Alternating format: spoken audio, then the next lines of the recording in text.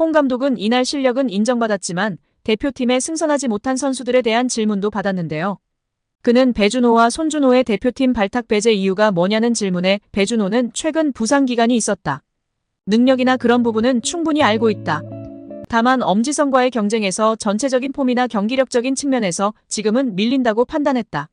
손준호는 계속 지켜보고 있다.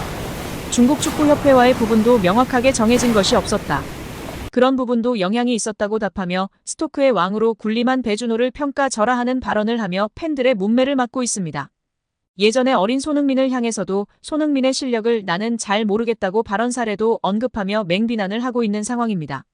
유 장관은 26일 서울 여의도 국회에서 열린 제1차 문화체육관광위원회 전체 회의에서 최근 착수한 축구협회 감사 상황을 묻는 질문에 9월 안에 종료될 것으로 알고 있다며 감독 선임 문제만 아니라 협회의 전반적인 문제를 다 짚고 있다고 밝혔습니다. 배드민턴 협회 조사에 대해서도 문제가 된 선수, 지도자와의 관계나 대표 선수 선발 문제, 협회 내 예산 집행 문제 등을 전반적으로 들여다보고 있다. 9월 안에 조사를 마칠 것이라고 덧붙였습니다. 유 장관이 정 회장 사선 도전을 두고 강경한 목소리를 낸 것이 가장 눈에 띄는데요. 유 장관은 기본적으론 사선이 안 되게 돼 있으나 대한체육회 스포츠공정위원회가 허가하면 할 수 있다고 돼 있는데 공정위가 정말 공정하다면 다시 출마하기 어려울 것이라고 말했습니다. 정 회장의 연임 문제가 정 회장 개인은 물론 대한체육회 의지와도 연관돼 있다는 얘기입니다. 축구협회가 최근 스폰서 파트너인 하나은행에서 600억 원대 마이너스 통장을 개설한 것에 대해서는 협회 관계자 징계 요구 등을 거론했습니다. 유 장관은 원래 문체부 승인을 받아야 하는데 그렇게 안 한 것 자체가 위반이라며 절차상 문제 등을 따져 관계자 징계를 요구하고 다른 조치도 할 수 있는지 검토하고 있다고 밝혔습니다. 한국프로축구연맹 총재를 맡고 있다가 지난 2013년 초 축구협회장 선거에 도전, 당선된 정 회장은 이후 단일 후보로 2번 더 나와 당선됐습니다. 그런데 올 연말 사선에 나설 가능성이 불거지는 중입니다. 정 회장은 올 들어 눈높이를 낮추면서까지 아시아축구연맹 집행위원직에 당선됐습니다. 체육단체 임원은 3선부터는 국제기구 임원직을 맡게 되면 대한체육회 스포츠공정위원회의 승인을 받을 경우 가능한데 정 회장이 이 요건을 충족한 거 아니냐는 해석입니다. 여기에 자신이 총수로 있는 현대산업개발이 올 초 대한축구협회 파트너가 되고 최근엔 정 회장이 축구 관련 자서전을 펴내는 등 왕성한 활동을 이어가면서 축구협회장 사선의 가속 페달을 밟고 있다는 의심도 받고 있습니다. 정 회장은 지난 수년간 아시안컵 유치 실패, 국제축구연맹 피파 평의회의원 선거, 낙선, 승부조작범 등 축구인 사면 강행 및 이에 대한 반발에 따른 철회, 위르겐 클린스만 감독 축구대표팀 사령탑 선임 및 성적 부진과 재택근무에 따른 경질 사태, 홍명보 낙하산 선임 사태 등으로 축구계 안팎에서 사임 압력을 받고 있는 상황입니다. 유 장관은 선임 과정에서 답정너 의혹이 강하게 불거진 홍명보 축구국가대표팀 감독 선임 문제와 관련해서는 감독 선임 문제만 아니라 협회의 전반적인 문제를 다 짚고 있다고 했습니다.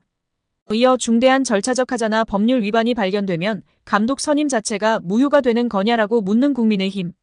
김승수 의원 질의에는 감독 선임은 조금 더 정무적인 문제라면서 9월에 경기를 앞두고 있기도 해서 축구협회나 관계자들의 의견이 좀 필요하다고 생각한다고 답했습니다.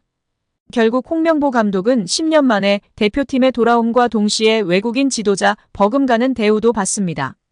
이임생 이사는 연봉 등 세부 계약 조건에 대해서는 밝힐 수 없지만 이제 한국 지도자들도 외국인 감독 못지않게 대우를 받아야 한다는 생각이라면서 외국인 지도자에 뒤지지 않는 계약을 체결했다고 전했습니다. 홍명보 감독은 지난해 울산과 프로스포츠 최고 연봉인 10억 원의 3년 재계약을 맺은 것으로 알려졌는데 대표팀을 맡으면서 더 많은 연봉을 수령할 것으로 보입니다. 직전 클린스만 감독의 연봉은 약 30억 원, 벤투 감독은 약 19억 5천만 원의 연봉을 받았기 때문에 최소 20억 원이고 최대는 30억 원 수준으로 예상받고 있습니다. 따라서 홍명보의 연봉은 최소 20억에서 최대 30억 원 수준이라는 것인데요. 월드컵 이후 아시안컵까지 계약을 장기간 맺었습니다.